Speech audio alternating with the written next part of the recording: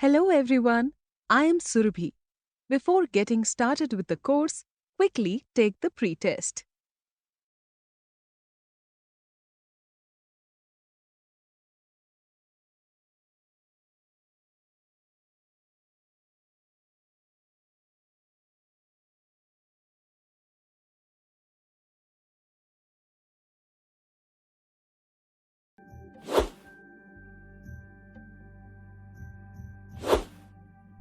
Hello everyone, welcome to the second module of Power System Basics, Earthing.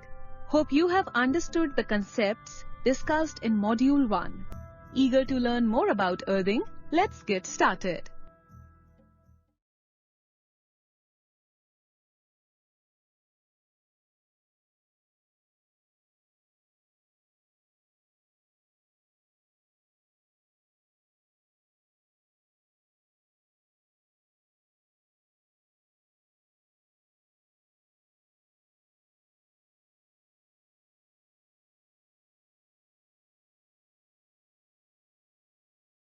Take a look at the objectives of this module.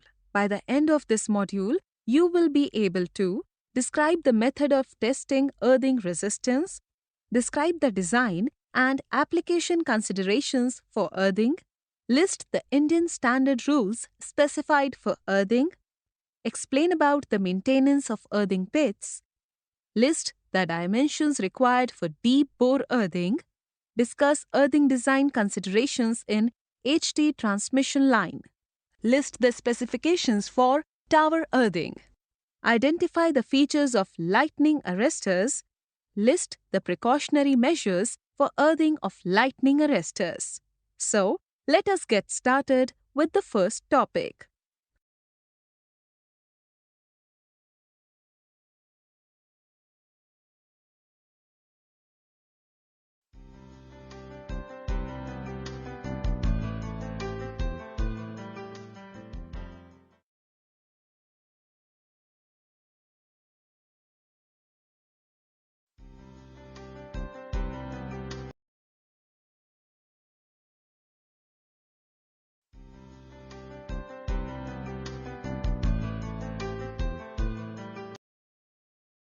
We have already learned some terms associated with earthing in the first module.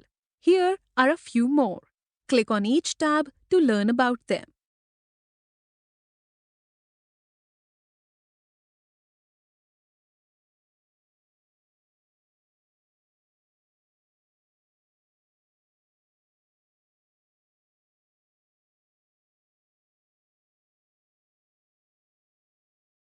Earthing mat is a grounding system formed by a grid of horizontally buried conductors which serves to dissipate the earth fault current to earth and also as an equipotential bonding conductor system. As you can see, the grid has conductors and the galvanized iron wire or GI wire connects the mat to the installation above the earth's surface.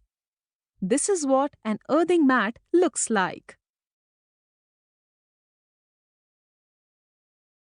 If the coefficient of earthing is less than 80%, it is called effective earthing. The ratio of root mean square or RMS value of line-to-line voltage to that of line-to-phase voltage should not be more than 80%.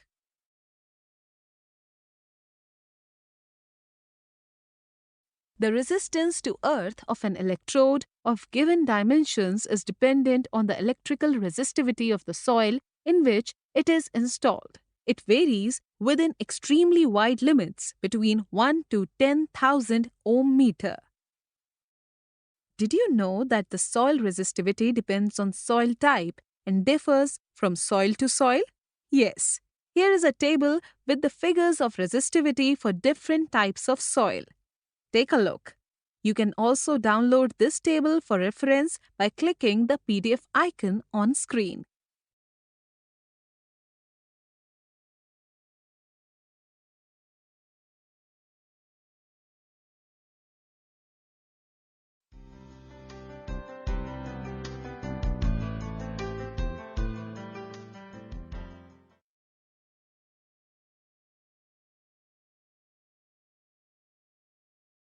Our next topic is about earthing resistance.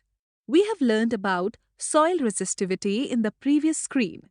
Now let us see what is earthing resistance all about. As you know, earthing resistance is the resistance of the conductor that leads the fault current to earth. Earth resistance includes resistance of electrodes, contact resistance between soil and electrode, and resistance of soil or soil resistivity. But how do we determine which is the right place for earthing? And what are the other things to be kept in mind before going for earthing? Let us discuss in the next topic.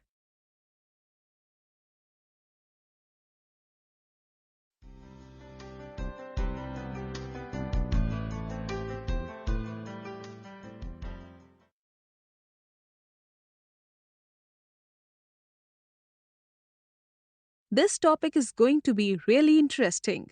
We have discussed so many things about earthing, but how do we determine which place is fit or what are the other technicalities to be considered before providing an earthing connection?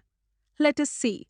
So once you decide that an earthing connection has to be given, these are the points that need to be considered. The selection of conductor, the selection of point where the conductor is to be earthed, the selection of size of earth wire, lead arrangement, protection and mode of connection to the earth electrodes. The selection of earth electrodes and the limitation of their resistances to the ground. Fault current of the system and location of earthing station.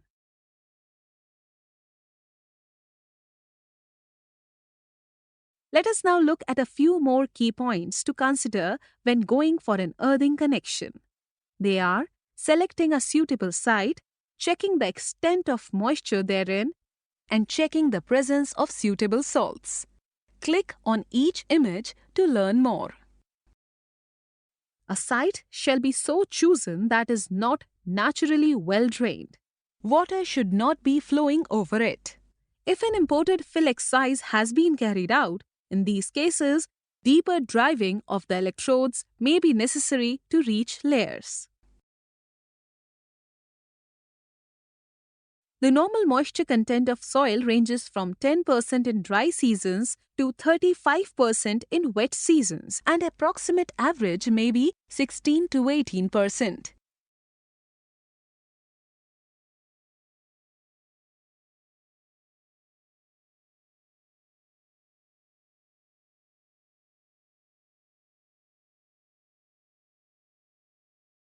To reduce soil resistivity, it is necessary to dissolve in the mixture normally contained in the soil some substance which is highly conductive in its water solution.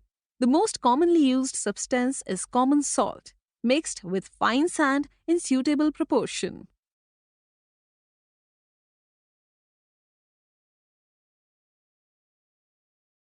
Now something about earthing connections. There are some specifications for the earthing wire and connections as well. So firstly, the earth wire and connections should be mechanically strong. Next, you all know that electrical equipment are connected to earth using two types of conductors, naked wires and insulated wires. So for earthing, insulated wires should be used as earth lead for system earthing, and their voltage grade is determined by the earthing type. If it is solid earth, then the insulation should have a rating of 1100 volts. If it is resistance earthing, then the insulation should have a rating of 1/3 of the system voltage. Let us move on to learn a little more about earth wire and connection.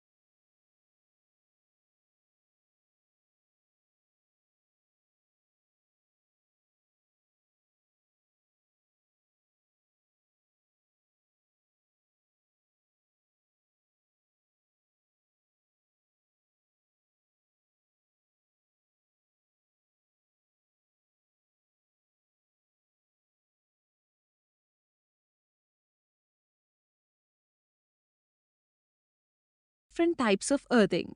Click on each tab to learn more. Let us now see what kind of connections are used for different types of earthing. Click on each tab to learn more. For equipment earthing, galvanized steel flat bar or mild steel rod shall be used as earth lead and painted with green or yellow as specified by IS 3043.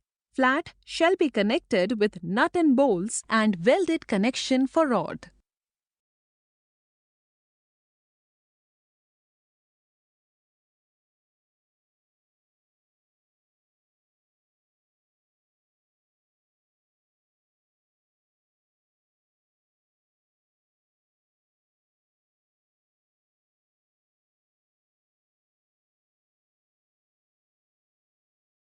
In case of system earthing, earth lead shall be mechanically protected by providing Hume pipe throughout its length when it starts from transformer cell.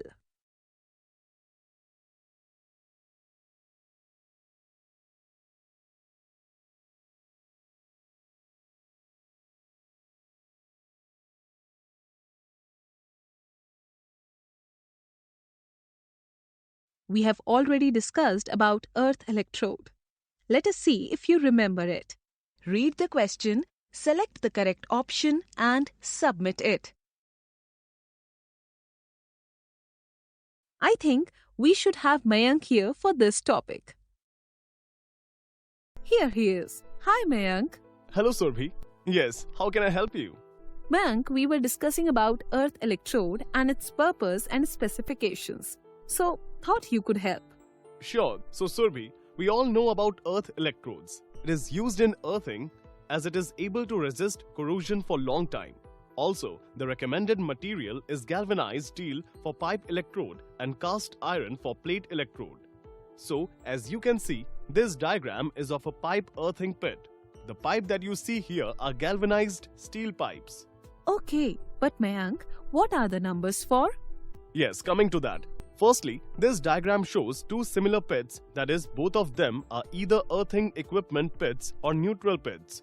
The important thing to observe here is that, in case of similar pits, the distance between both the pits will be more or equal to 2000 millimeters. However, in case of two dissimilar pits, that is, if one is neutral pit and the other is an equipment pit, then the distance between both pits will be greater than or equal to 4000 millimeters. I see.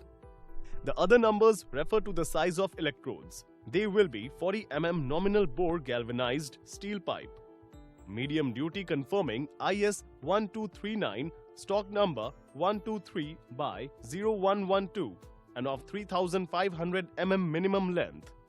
Great. As mentioned earlier, recommended material for plate electrode is cast iron. This diagram shows a cast iron plate for plate earthing. Also, size of plate electrode shall be 600 by 600 by 20 mm.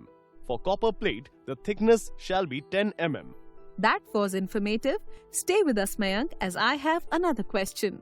Sure, Surbhi.